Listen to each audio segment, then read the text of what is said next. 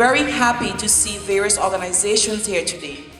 I must say thank you to the persons within our ministry who wanted to commit themselves to be part of this conference, especially to the school managers from the public schools who are officially on vacation, however saw it necessary to be present here because of how important they know such a conference can be to the position that they currently hold.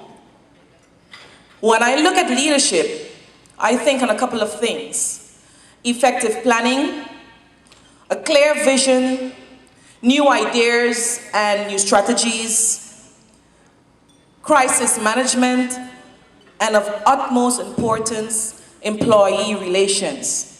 These are some factors in which I focus on daily in my past position, current position, and I will continue to do so in my next position. Today I want you, as you leave this conference, to feel inspired and motivated for whatever skills that you gather from this conference, that it can only positively contribute to all of your organizations into the success of St. Martin on a whole. Thank you for being here. Thank you again, Victorious Living, for this conference. This is a tool that each and every one of us, no matter what function we're in, can benefit from. I wish you an enjoyable day, and I hope that after this, that we can have side conversations on what we took from today's events. Thank you very much.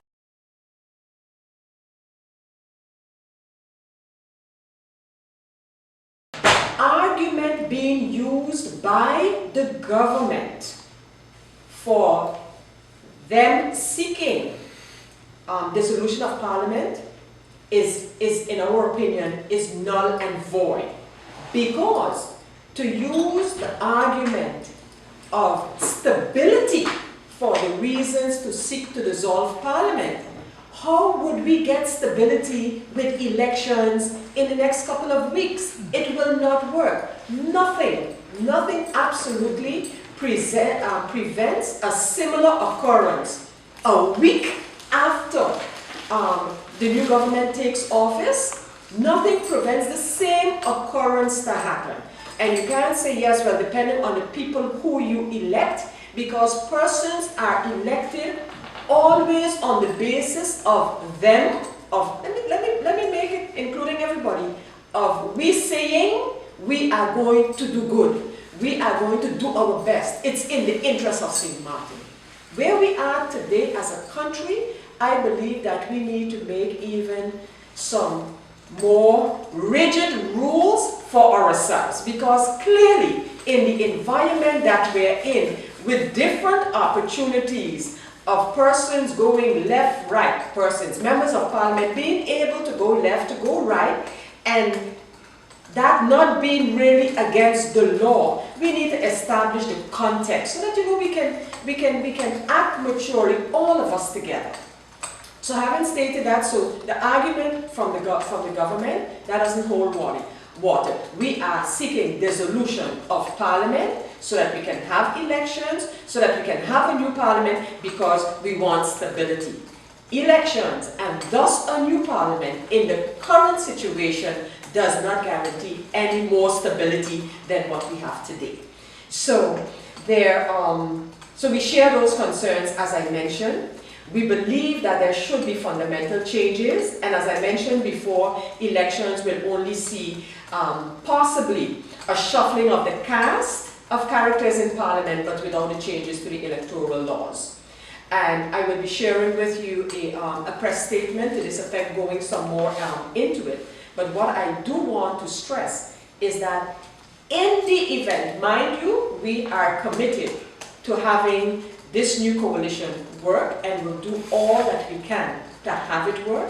We believe that the matter of electoral reform, which is high on our agenda of the Democratic Party, and I can say of all of the other members supporting the new coalition, but that really now has to be basically priority 1 or 2 for sure. It really has to go a notch up in terms of priority. And in the event that that an election is to take place, in the event, we would have a proposal for that, because Firstly, we do not believe that dissolution and elections should take place on the current decision that is there of the government. Let me state that. So that current decree that is at the government, as the governor, sorry.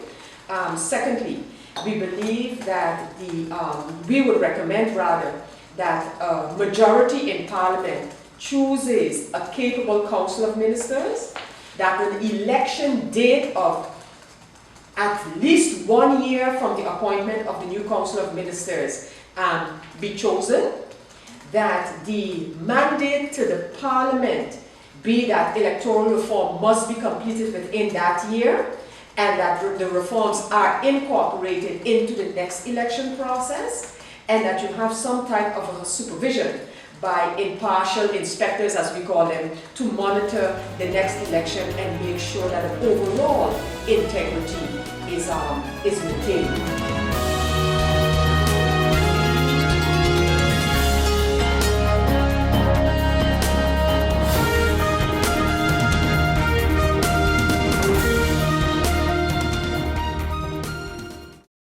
Anybody bingo?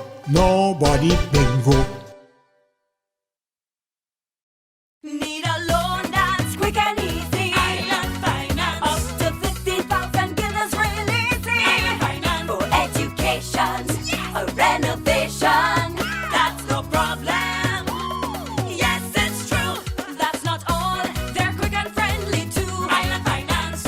Appliances, vacations, even fix your car. You can depend on Island Finance.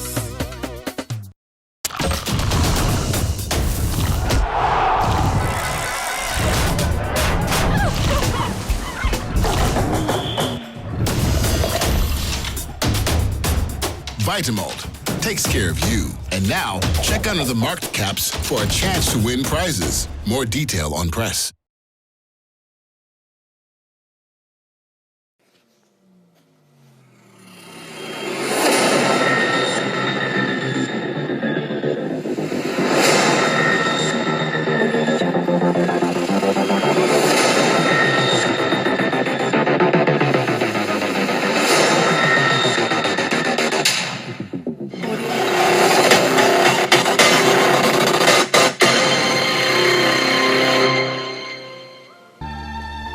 LBC.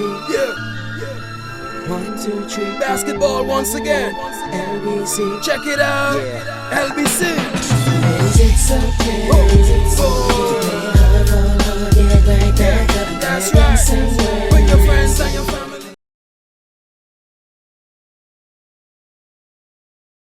I am not going to argue whether they were in their rights, that prior to submitting their resignation, they switch off the lights on Parliament on their way out. They're saying we did not submit our resignation yet, so the motion, their decision to dissolve Parliament, is a legally taken one and should stand. It brings us to where we were in 2013. There was no motion of no confidence against the Council of Ministers. There was a letter stating that we no longer have support. A majority in the Council of Ministers took a decision to dissolve Parliament, and it's water under the bridge for me. I'm not going to dig it up to start a fight, to start an argument, but I'm saying if they feel that their decision is a right one, but you cannot tie it to the condition that we will only resign if the governor agrees to sign this decree that we have sent, this national decree that we have sent. One has nothing to do with the other.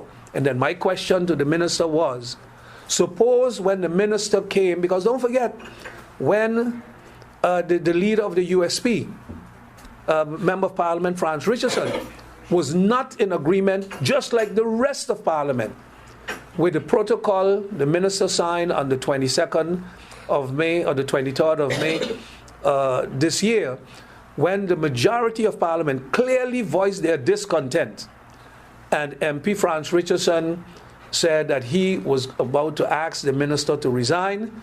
The minister stated on the floor of Parliament, no one member appointed me, but anytime the majority in Parliament tell me they no longer have confidence in me, he said Dennis Richardson would be the first to hand in his resignation and go home. I'm calling again on the Honorable Dennis Richardson, former Lieutenant Governor of St. Martin, former member of the Council of State, the highest advisory body, to uphold the Constitution. We cannot condemn young men and women who commit crime in St. Martin, who burglarize stores, who hold up people, who break into stores, who break into hotels and casinos. We cannot condemn them, criticize them, while honorable people in the community are hijacking democracy and are saying, I am not going to resign unless the governor agree that he will send it up for annulment. The impression might be created that this group or the National Alliance is afraid of an election. Absolutely not. Absolutely not. But it's not about an election. It's about the democratic process in the Parliament of St. Martin. Because I asked the minister also, I said, when you came with your piece, with protocol, and we called you to Parliament, if a motion was tabled against you then, would you have resigned? He said, absolutely yes. When we called the Minister of Education here with issues surrounding NEPA and education, if Parliament had said, we are not in agreement with the way the Minister of Education is handling the NEPA and other education-related matters, and gave her a vote of no confidence, what would she say? The Constitution doesn't say when I'm supposed to resign, so I'll resign maybe in 2018. When we called the Prime Minister here to talk about developments at GBE and question him about that notorious Memorandum of Understanding that was signed, and had we tabled a motion then, would the Prime Minister say, I am not going anywhere because the Constitution doesn't say I got to resign 1 hour after, 2 hours after, 3 hours after? And we can go down the line. We have tabled a motion of no confidence against the government, and yet you read government is in South America, another minister is organizing some trip that is going to cost the taxpayers $30,000 on the mission they're going on. Other ministers are doing this or that. I'm sure they're signing off things left, right, and center. And I'm telling Dennis Richardson, more than any one of the ministers, you know better. You were in functions where you know the importance of upholding the Constitution.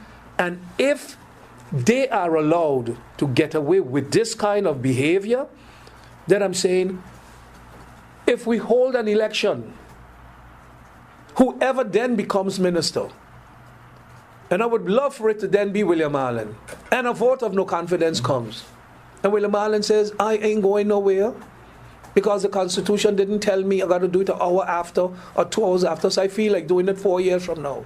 And then what? And then what?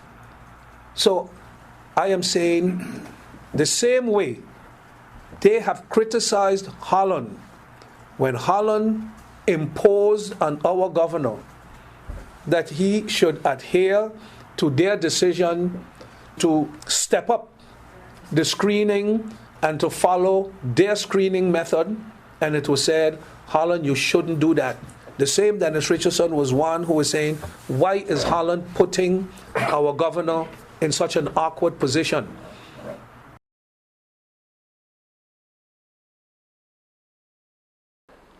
We have annually 1 or 2 meetings. This meeting, we looked at the development and achievements of Ombudsman over the past membership year. We looked at projects that need priority. For example, I was very instrumental last year to bring to the Caribbean anti-corruption training. And if one recall, in May we had that anti-corruption training in Curacao, where I invited Parliament, the Council at Advice, and the ministries to join me. I got special permission for that. At that time, 2 parliamentarians joined me, and somebody from the Ministry of Justice, and also people from the Council at FICE.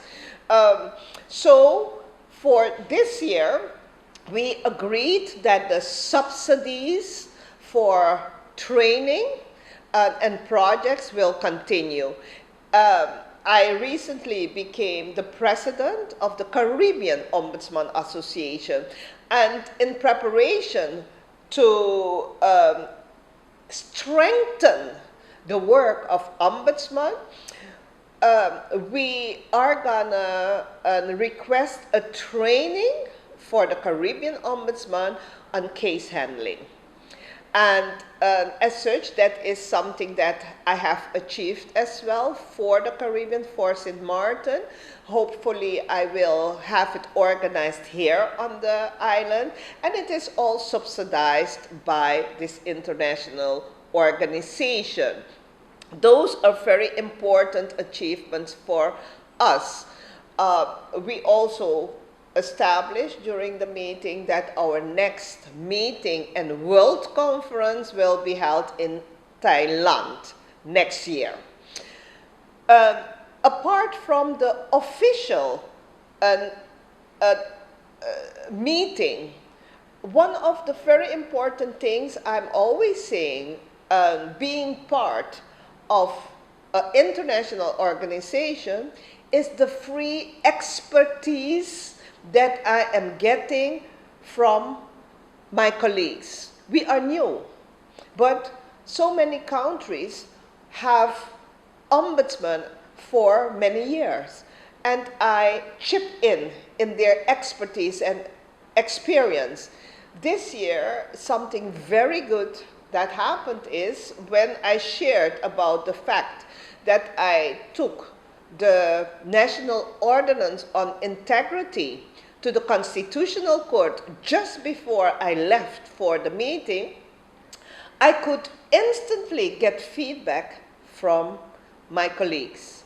Because my colleague from Belgium has in her portfolio investigations of integrity breaches. And by discussing my concerns with her, she could immediately show me where I am very correct on the concerns that I have, because she, as a matter of fact, advised her government recently on certain amendments that have to be made to the law in Belgium. My colleague of Sweden also have that mandate in her portfolio, but she has the authority to prosecute. Again, it falls exactly in the concerns that I presented to the Constitutional Court, because our national ordinance that was ratified by government is talking about an integrity chamber that has the right to investigate integrity breaches. However, if something becomes criminal, that they have to report it to the public prosecution.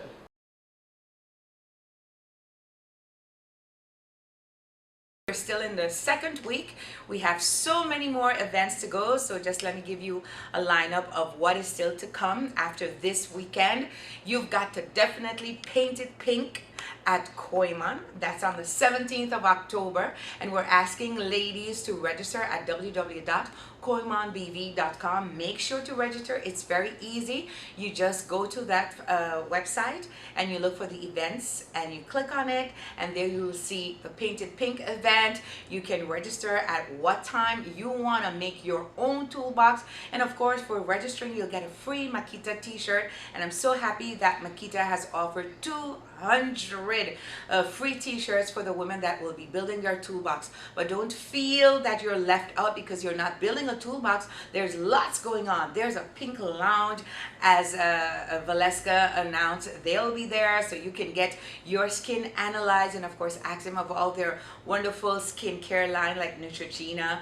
There'll be a makeup corner. Of course, Pena has been generous to come out and help us out with that. There'll be a pink lounge where ladies ladies can lounge and learn how to mix their own pink cocktails. Yes. And there'll be also a station where you can revamp your junk. What that means is that you can bring an old picture frame, an old pot, something that's small. You can hold it by hand and you can paint it pink. You can purchase hard hats, paint it pink, put a special message. I mean, there's lots to do. So make sure to come on out October 17th. It's gonna be a big event because we're gonna make Koiman, well, actually we're gonna paint Koiman totally pink. And after the 17th, I believe the 17th, then is the 23rd, a workshop at the Phillipsburg Jubilee Library dealing with coping with the radiation and chemotherapy, of course, dealing with what really happens when you're diagnosed with breast cancer. That's very important for you to know as well. After that, there on the 29th, there's the movie night. You don't want to miss the movie night because there is where 400 women get the opportunity to come on out and have a great time and, you know, just let your hair down and be girly and all excited. We've got lots of wonderful sponsors. Of course, the two favorite questions are what color is the t-shirt and what is the movie? I like to keep the element of surprise until the event. So I'm not saying when you get your t-shirt, I want you to think a little further. It's kind of bold and out of the box, but I think you'll get my idea of, you know, what we're doing here this whole month for breast cancer awareness. And then on the 30th, there's the Pandora launch. The 31st, the St. Martin Medical Center has an open house that will, of course, open the doors to many women in our community to come out and get that chance to get screened. So ladies and gentlemen, throughout the month, free clinical breast exams at the different doctors' offices. And I would just like to thank all the doctors, the nurses, the volunteers, family members, sponsors, the whole community for really coming out and making these events successful. It's about us. So if one person is affected, we're all affected. So what you gotta do? Get checked.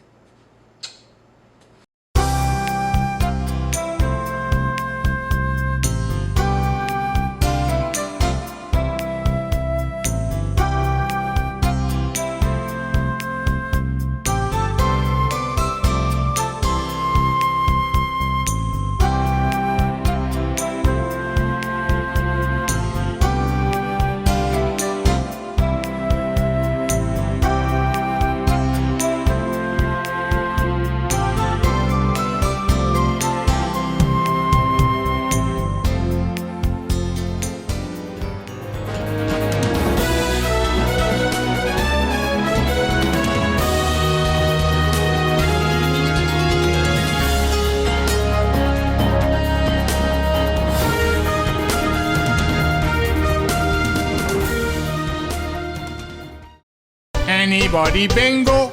Nobody bingo.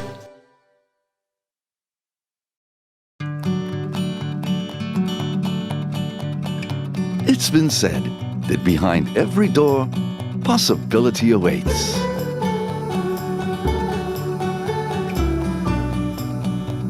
How much possibility depends on which door you open first. Every day, we help our customers discover the possibilities in their lives. It all starts with a conversation. Scotiabank. Discover what's possible. In my opinion, everything is perfect and you would be great for the job. But I see here that there's a 2-year gap in your resume. What did you do? I was hospitalized for mental illness. Oh, mental illness? I've undergone treatment and I have a wonderful family that supports me. Well, that is good news. No, it's fine. I'm recovered. We'll contact you, okay? For a better understanding of mental health and what you can do to stop mental health stigma, please go to the Mental Health Foundation's website at www.mhf-sxm.com. Need a loan that's quick and easy. Island Finance. Up to 50,000 guineas releasing. Island Finance. For education, a renovation. That's no problem. Yes, it's true. That's not all. They're quick and friendly too. Island Finance. Appliances, vacations, even fix your car. You can depend on Island Finance.